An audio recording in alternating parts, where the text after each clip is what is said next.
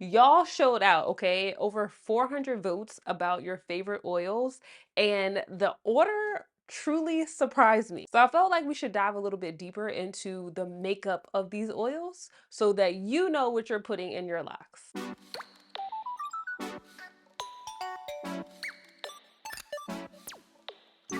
Peace family, it's Jocelyn Renee, your digital loctician, here to dive a little bit deeper into the world of hair oils. I posted, I wanna say maybe last week, asking what is your favorite oil for your locks? Was it coconut oil, avocado oil, almond oil, or jojoba oil?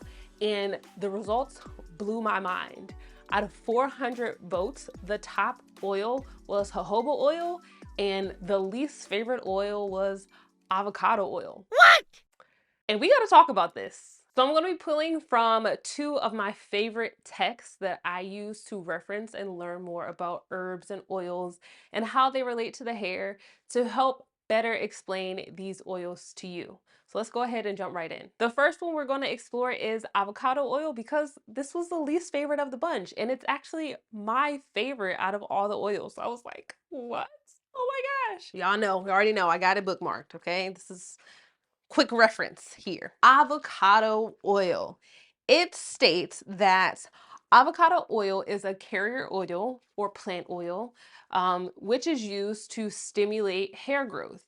It is a rich oil that works well with other carrier oils and is excellent for restoring dehydrated, aging, or sun damaged hair. And y'all know y'all be out here in the sun. It is filled with vitamins A, D, E, as well as potassium, sulfur, chlorine, fatty acids, and amino acids, which help to moisten and soften the hair. So one of the reasons why it is one of my favorite oils is because it's really going to help hair that, like it says, that's been dehydrated or hair that doesn't have everything it needs because it is rich in essentially like the building blocks. Hair is made up of different types of building blocks or minerals and amino acids, and having those blocks be added into or supported in the hair helps your hair to be a little bit stronger. So the avocado oil is one of my favorites, but I understand if it's not one of your favorites. Let's get into the next oil that beat out avocado oil, which was actually almond oil. So almond oil is also known as sweet almond oil. It is a light, odorless oil that is rich in protein, vitamins, and minerals. And from a cosmetology standpoint, almond oil can be used as a base oil in treatments, lotions, and creams, and it has emollient properties. Emollient means that it has moisture retaining, so it helps moisture to stay longer. And we know moisture is water, or if you didn't know, moisture is water. It contains protein, copper, zinc, vitamin E, and essential fatty acids that have excellent moisture retaining properties and are similar to the natural sebum that is on your scalp. We talked about sebum last week, right? However, many people tend to be allergic to nuts and they can have a nut allergy, which would prevent them from using a nut derived oil like almond oil. So, what I want you to take from that is yes, almond oil is a very lightweight oil that is great for the hair. However, it is one of those oils that can cause reactions. If you've ever used almond oil or an oil that contains almond oil in it, and you notice that your hair is always itching, don't disregard this side effect. Some people think, oh, my hair is just itchy or my locks are itchy, and they continue to use the oil, think something's wrong with their locks, or they're always scratching it, which causes thinning and breakage. But I feel like now more than ever, we are in a time where you can get allergies even if you've never had allergies before. Personally, I developed a ton of allergies right after I delivered my first child.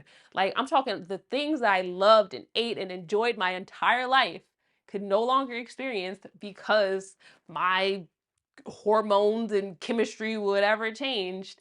And the environment that we live in is so different. So if you find that your hair is constantly itching, no matter how often you're shampooing it, you're making sure you don't have any sweat on your scalp and things like that, don't ignore the sign. Go get an allergy test because you could be allergic to the nuts or the oil that you products that you're putting on your hair. All right, now let's get into the third oil, which was coconut oil. And that's a surprise. Like this is y'all top two? Coconut oil? Okay. Herbal remedy states that coconut oil is the fruit of a coconut palm tree, and it's an emollient oil. Emollient meaning moisture retaining. That is good for sensitive and inflamed skin conditions. When they say skin here, I also equate that with the scalp.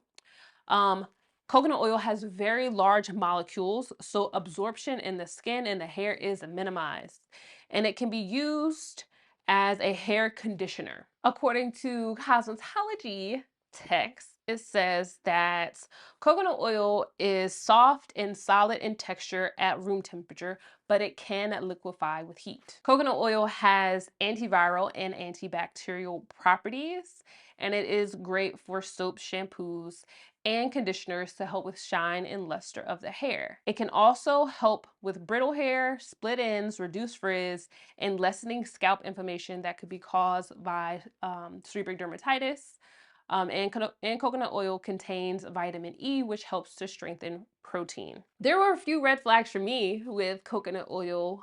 One, because it changes states, right? It can be solid, but it can liquefy. I've heard of people using fractionated coconut oil, which essentially makes sure that it cannot go back to a solid state. Um, but coconut oil in its most naturally derived state is intended to switch between solid and liquid. And for use in locks, that is not something you want. You do not want something that is going to solidify in your hair.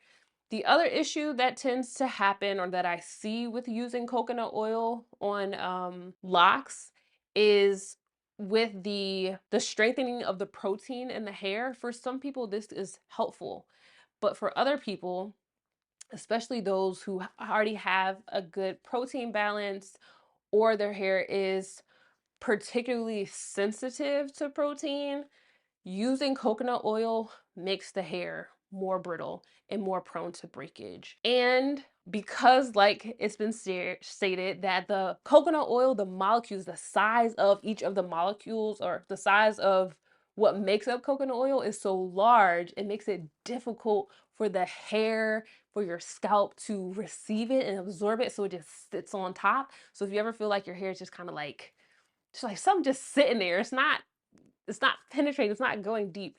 That is typically a side effect of coconut oil.